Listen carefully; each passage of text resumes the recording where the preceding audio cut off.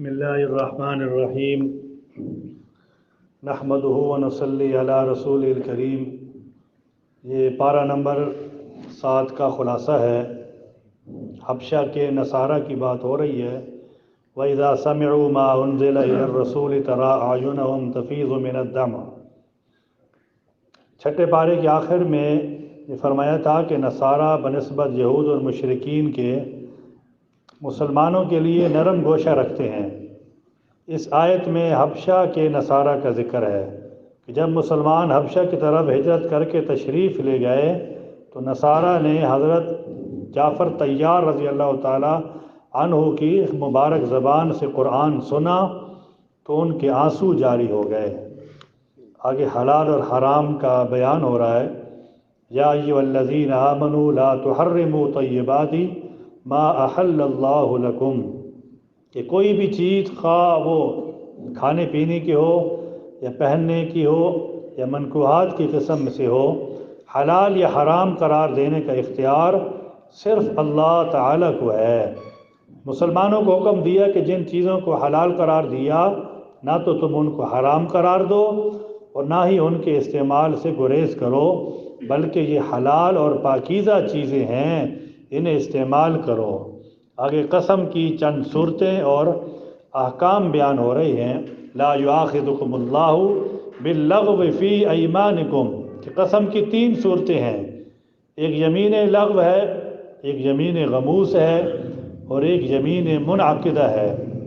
کسی کام کے ہونے یا نہ ہونے کے بارے میں اپنے خیال کے مطابق سچی قسم کھائے اور واقع میں وہ غلط ہو، اس کو یمین لغو کہتے ہیں۔ اس پر نہ کفارہ ہے اور نہ گناہ ہے۔ اگر کسی گزشتہ کام پر جان بوجھ کر جھوٹی قسم کھائے اس کو یمین غموس کہتے ہیں۔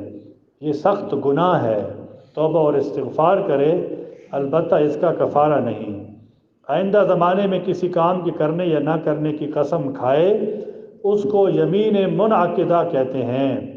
اس قسم کو توڑنے پر کفارہ واجب ہوتا ہے، اور وہ کیا ہے؟ 10 مسکینوں کو درمیانے درجے کا کھانا کھلائے، یا 10 مسکینوں کو کپڑا پہنائے، یا ایک غلام آزاد کرے گا۔ اگر تینوں پر قادر نہیں ہے تو پھر لگاتار 3 روزے رکھے گا۔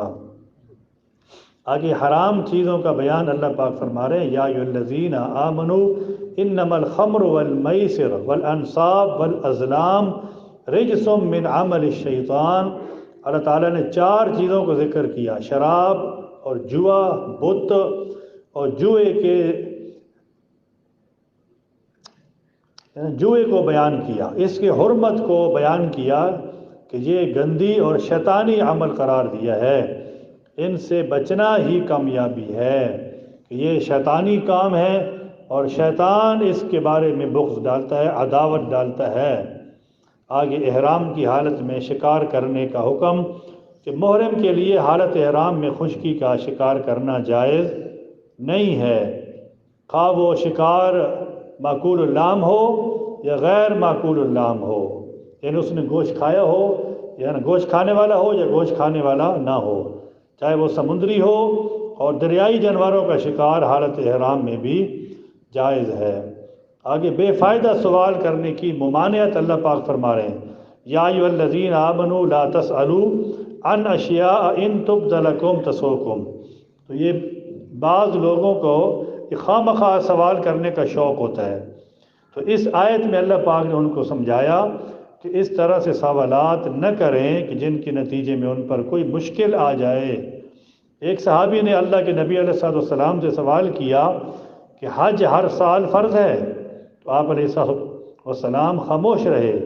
جب انہوں نے تیسری مرتبہ پوچھا تو اللہ کے نبی نے فرمایا کہ اگر میں ہاں میں جواب دے دیتا تو حج ہر سال فرض ہو جاتا، تو پھر اس کو تم پھر کیسے پورا کر سکتے تھے؟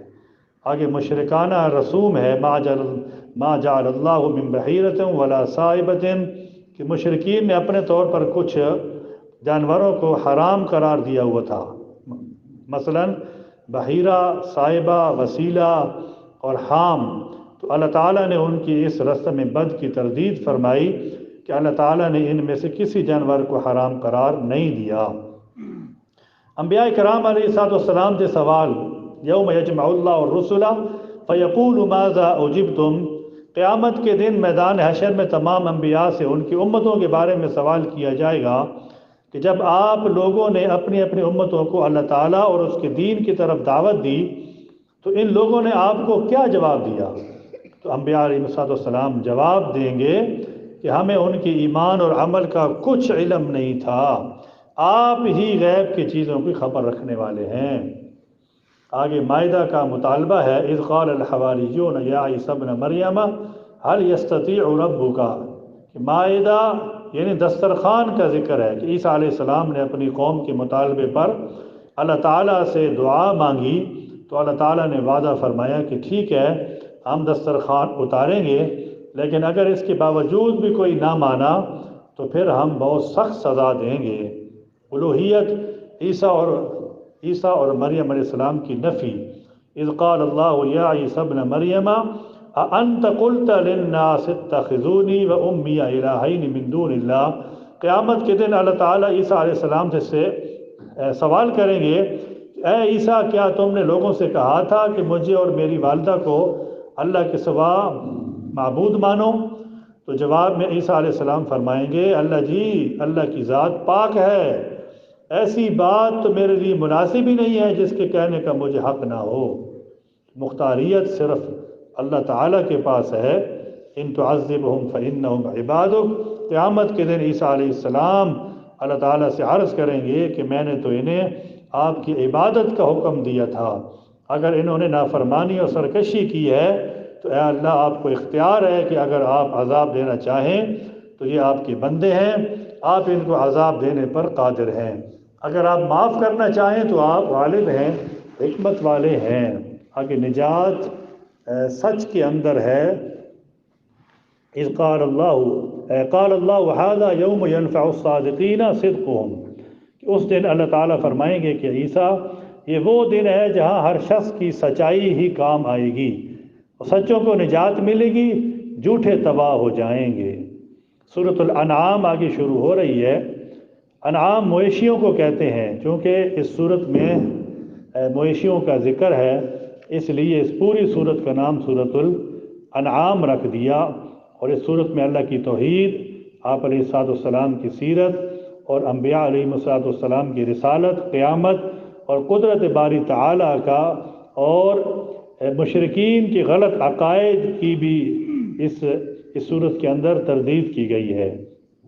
آگے مشرکین سے سوال ہے، وَيَوْمَ نَحْشُرُهُمْ جَمِيعًا ثُمَّ نَقُولُ لِلَّذِينَ أَشْرَكُوا، قیامت کے دن جب مشرکین اللہ تعالیٰ کے سامنے ہوں گے تو ایک عرصے کے بعد اللہ تعالیٰ ان سے پوچھیں گے کہاں ہیں وہ کہ جو تمہارے شریک، جن کو تم ہمارا شریک اور اپنا حاجت روا اور مشکل کشا سمجھتے تھے، جن کے تم گن گاتے تھے اور اپنی جان اور مال ان پر قربان کرتے تھے۔ تو آگے اللہ پاک نے فرمایا کہ مشرکین بڑے غور کے بعد جواب دیں گے، اللہ کی قسم ہم مشرک نہیں تھے، اس وقت اللہ تعالیٰ ان کے منہوں پر مور لگا دیں گے۔ آگے مجرمین کی تمنا ہے، قد خسر الذین کذبوا بلقاء اللہ، تین بنیادی عقائد میں سے تیسرے عقائد عقیدہ آخرت کو بیان کیا ہے۔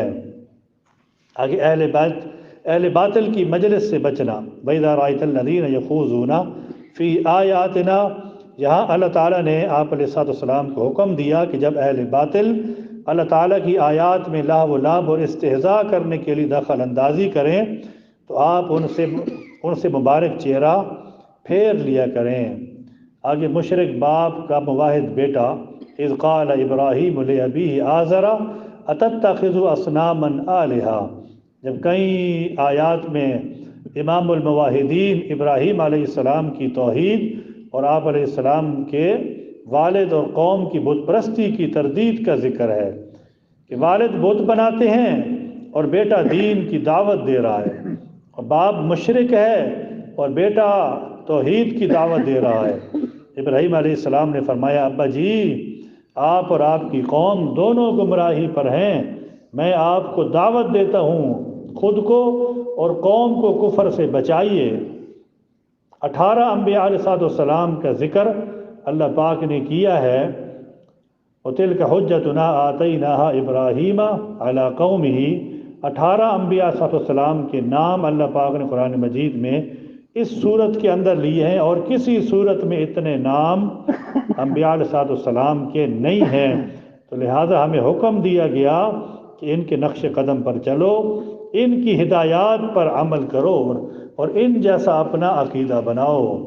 ذات صفات تعالیٰ پر دلائل ہیں، ان اللہ فالق الحب والنوا یخرج الحی من المیت ومخرج المیت من الحی۔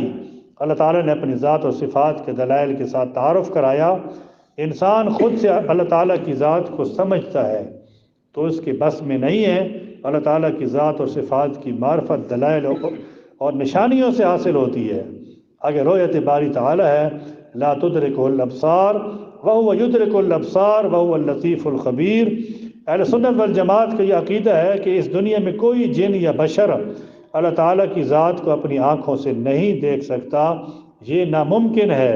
البتہ عالم آخرت میں اہل جنت کو اللہ تعالیٰ کا دیدار نصیب ہوگا، وہ اپنی آنکھوں سے اللہ تعالیٰ کی زیارت کریں گے۔ اللہ تعالیٰ ہمیں بھی نصیب کرے۔ جو حدیث پاک کے اندر آتا ہے نا کہ شب معراج میں رسول پاک علیہ السلام کو اللہ تعالیٰ کا دیدار نصیب ہوا، یہ قرآن کریم کی اس آیت کے خلاف نہیں، کیونکہ آیت میں اس دنیا میں رؤیت کی نفی ہے کہ جب کہ آپ علیہ السلام کو جس مقام پر دیدار ہوا وہ عالم آخرت کہلاتا ہے، عالم دنیا نہیں۔ اللہ تعالیٰ ہمیں عمل کی توفیق دے اور قرآن کو سمجھنے کی توفیق دے۔ وآخر دعوانا الحمد للہ رب العالمین۔ سبحان ربک رب العزت عما یصفون وسلام علی المرسلین والحمد للہ رب العالمین۔ آمین برحمتک۔